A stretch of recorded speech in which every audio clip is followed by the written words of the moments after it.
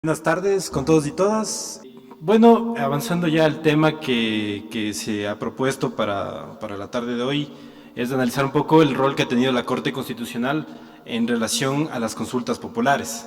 Entonces, para poder entrar a analizar este tema, me parece que es importante determinar que la consulta en un primer momento es un derecho reconocido en la misma Constitución, específicamente en el artículo 61.4. Este derecho implica que en la toma de decisiones dentro de la vida pública, en específico del Estado y de la sociedad, exista la posibilidad de que todos los ciudadanos puedan participar en esta toma de decisiones.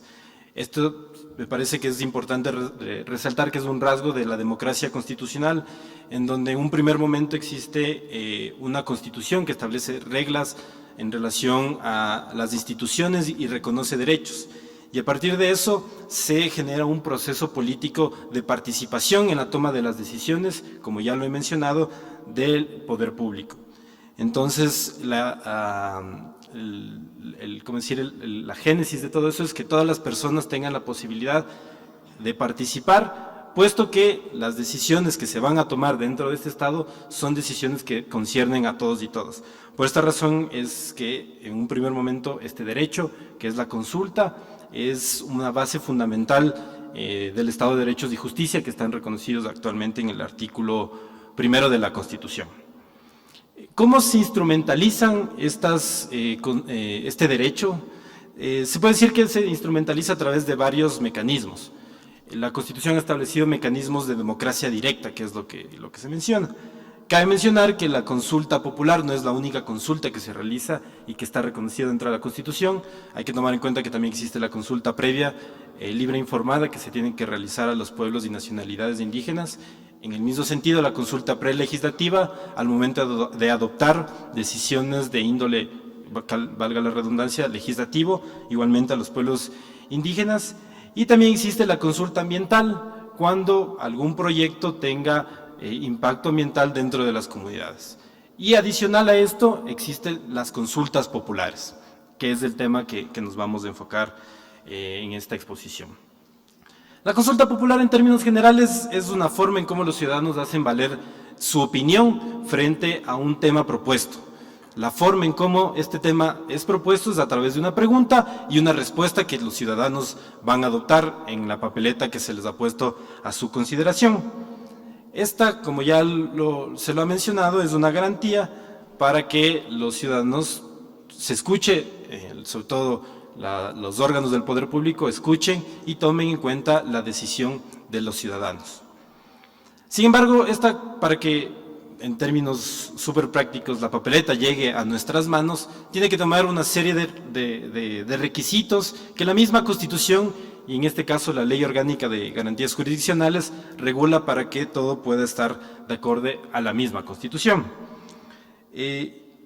Respecto a esto, se establece que tres legitimados activos, si se puede decir, pueden proponer una consulta popular. El primero de ellos es el presidente, puede proponer una consulta popular sobre los asuntos que estime pertinente.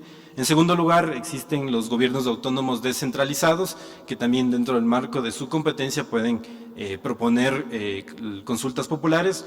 Y finalmente, la misma ciudadanía, en conjunto con la misma ciudadanía, puede proponer una consulta popular. Para esto se toman unos requisitos. El primero de ellos, si es que es una consulta de carácter local, se requiere el 10% del apoyo. Para una consulta de carácter nacional se requiere el 5%. Y adicionalmente también existe la posibilidad de que los ecuatorianos y ecuatorianas en el extranjero puedan proponer una consulta, siempre y cuando cuenten con el 5% del apoyo dentro de la jurisdicción en la cual se encuentran y que sean sobre asuntos que sean acordes al Estado ecuatoriano. Las materias son amplias, en términos muy generales pueden ser amplias. Se restringe a los gobiernos autónomos descentralizados y a la ciudadanía proponer consultas relacionadas con los tributos o con la organización política administrativa. Entonces eso quizás vendría a ser una limitación que la misma Constitución establece. Y es en este punto en donde cabe recalcar el rol de la Corte Constitucional.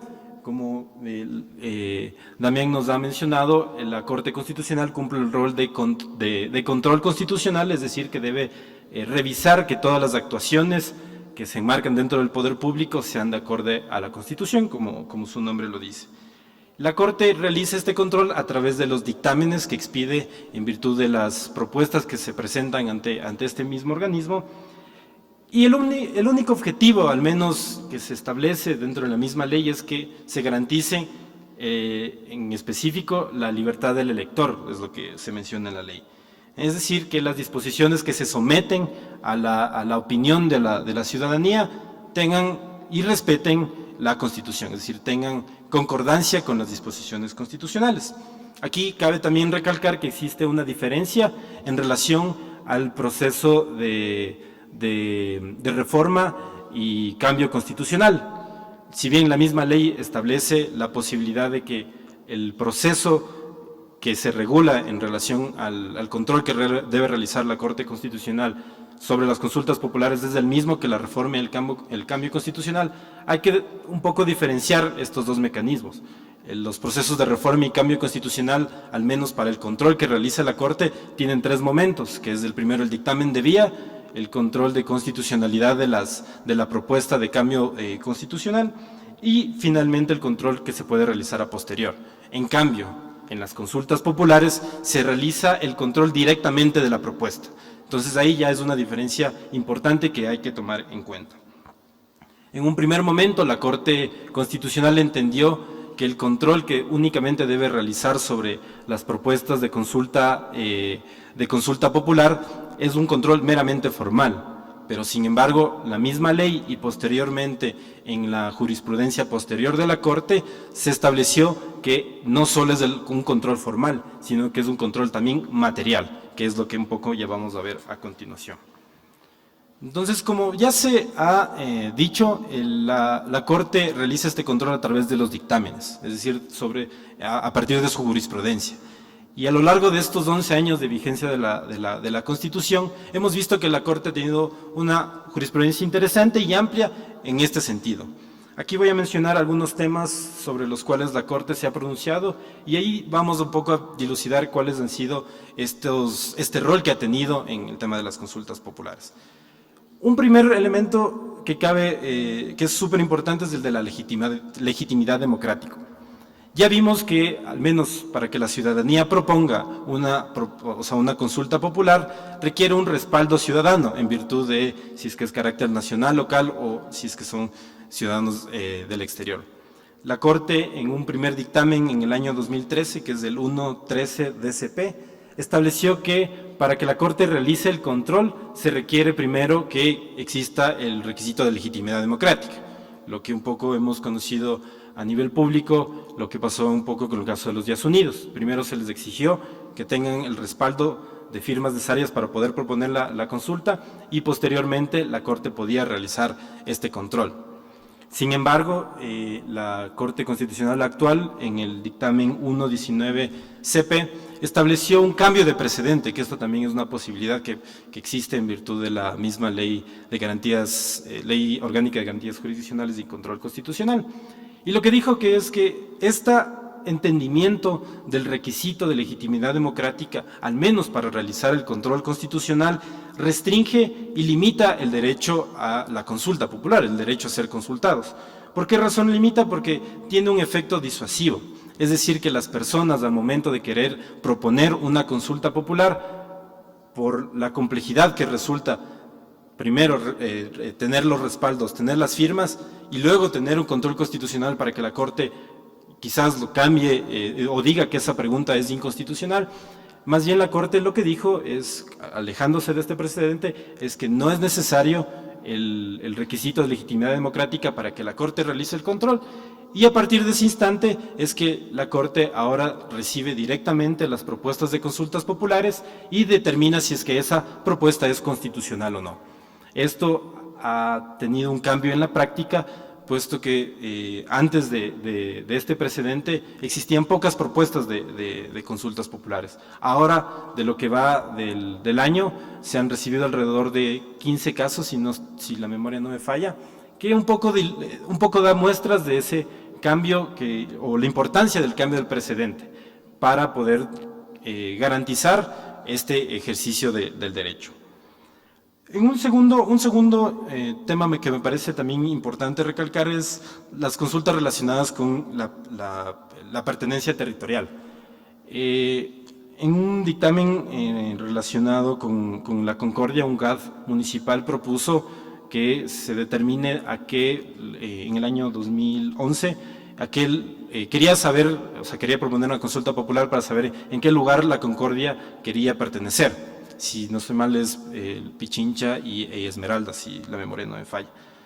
En este punto, como vimos anteriormente, existe la limitación que los GATS propongan consultas relacionadas con la división político-administrativa y estableció que en virtud del Código Orgánico de Organización Territorial y Descentralización, el COTAD, esa competencia de que el presidente, es competencia del presidente poder proponer ese tipo de consultas. Por eso es que en las consultas relacionadas con la determinación de la pertenencia de la manga del cura y de las golondrinas, el presidente fue quien presentó la propuesta de consulta popular y la Corte aprobó y dio luz verde para que estas consultas se den.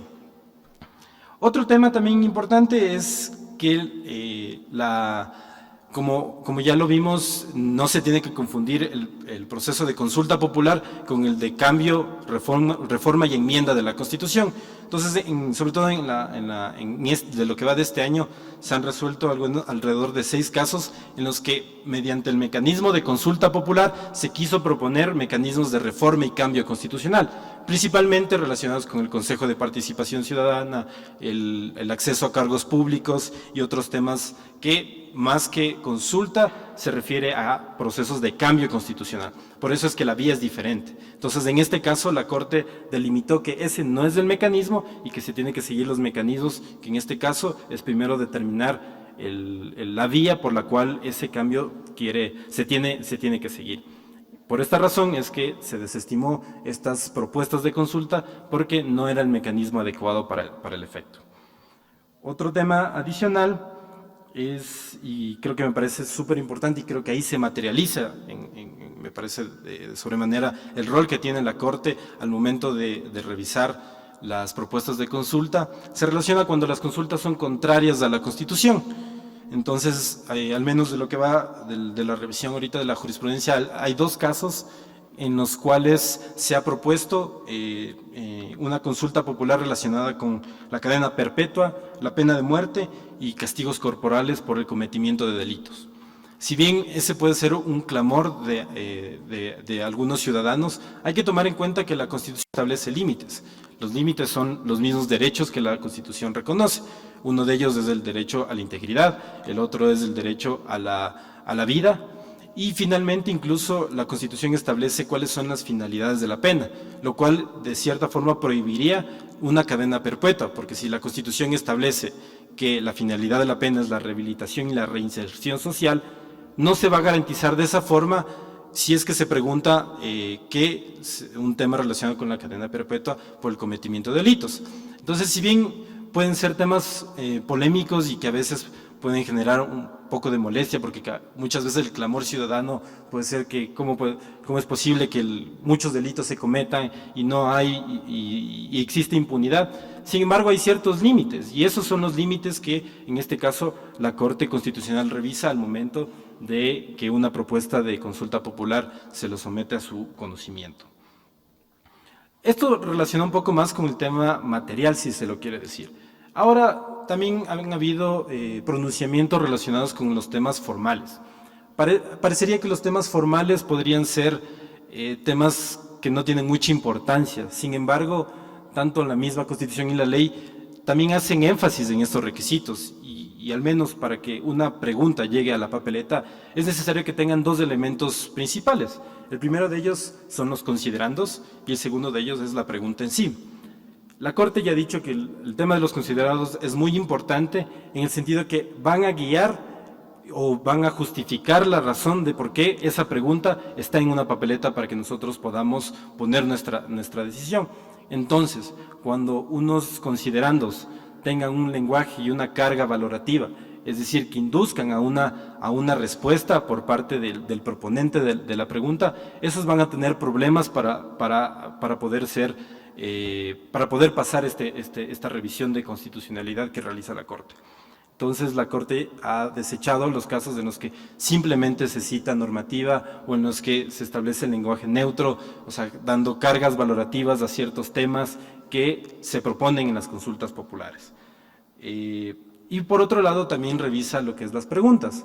Y para revisar las preguntas hay ciertos temas que la misma ley establece los caminos por los cuales se tiene que seguir. Uno de ellos es que no se tienen que establecer varias cosas en una misma pregunta. Es decir, que la pregunta tiene que estar lo más pulida posible para que no exista confusión en el electorado. En este caso, no se pueden establecer dos o más cuestiones dentro de una misma pregunta. Adicionalmente, también existe la prohibición de que esa pregunta se aprueben cuestiones en bloque, como lo dice la misma ley. Es decir, que con una pregunta se establezca toda una serie de disposiciones que puede generar confusión o, en este caso, no garantizar los derechos o el fin que es de la consulta popular, que los ciudadanos puedan expresar válidamente su decisión. Finalmente, respecto a las prácticas que se ha generado, creo que es súper importante destacar, y aquí creo que es ya preguntas con las cuales nos vamos a quedar y con lo que creo que para finalizar esta intervención, y es que en un momento la Corte tomó la decisión de, frente a una propuesta de consulta popular, cambiar, mejor dicho, la propuesta del texto de esa propuesta. Entonces, la Corte en algunos casos recibió la propuesta, vio que no es constitucional porque tal o cual cuestión no está de acuerdo a estos estándares o estas regulaciones que ya hemos topado, y la Corte lo que hizo es eliminar o cambiar esa propuesta para que sea constitucional. Eso un poco, de cierta manera, cambió con la actual Corte, y la Corte más bien lo que ha dicho es que si es que no cumple los parámetros, simplemente se desecha y se niega el pedido. Se niega y se archiva el pedido. Actualmente, de todas las, creo que cabe, y eso es de conocimiento público, y les invito ahí a leer los dictámenes de la Corte Constitucional, si no, la memoria no me falla, no, de las 15 propuestas que se han realizado, no se ha aprobado ninguna. Pero yo creo que esto, de cierta forma, también creo que tiene dos implicaciones. La primera es por el cambio de precedente, que implicó que muchos ciudadanos se animen a presentar más propuestas de consulta para el control constitucional. Y ahora que la Corte, a partir de las decisiones que ha ido dando en relación a dar el alcance a cómo las consultas deben ir o deben estar para que puedan pasar este filtro, puede generar que en un segundo momento las propuestas de consultas populares estén más pulidas y estén mejor realizadas. Eso implica que si la Corte o los ciudadanos, revisando todas estas decisiones, ven qué no tienen que hacer, si pueden proponer un nuevo proyecto, van a tratar de trabajarlo mejor para que pueda ser declarado constitucional y luego seguir el trámite pertinente, que en este caso vendría a ser la recolección de firmas. Entonces yo creo que esto es ahorita uno de los retos que se enfrenta el ejercicio de este derecho a través de este mecanismo, que la Corte Constitucional, a partir de sus decisiones, lo ha venido dando. Solo como conclusiones, creo que me parece que los debates y las inquietudes que surgen a partir de este control vienen encaminados en primer lugar de por qué la Corte realiza este control. En un primer momento vendría a ser por garantizar la supremacía de la Constitución. Y garantizar la supremacía de la Constitución no solo implica decir que la Constitución es la máxima norma, la carta magna del Estado, sino también poner en evidencia que la Constitución, al menos una parte fundamental, es los derechos que reconoce. Entonces, toda la Carta de Derechos que la Constitución reconoce en sus primeros artículos son tan importantes que eso creo que me parece, el rol fundamental que la Corte vendría a hacer. Si bien pueden existir cuestionamientos respecto a que se está limitando este derecho o que los ciudadanos no han podido entablar un proceso de consulta, pero creo que el reto es ese, tanto de la ciudadanía como de la Corte, poder encontrar esos espacios en los cuales los ciudadanos puedan expresar sus opiniones a través de la consulta popular, sin que implique una violación a las mismas disposiciones constitucionales. Y aquí creo que, regresando a la introducción, de hecho creo que de esto se enmarca la democracia constitucional, que al menos la Constitución plantea o teóricamente es lo que busca. Es decir, que las decisiones, la posibilidad de participación de las personas se enmarque dentro de los mismos marcos que la Constitución establece.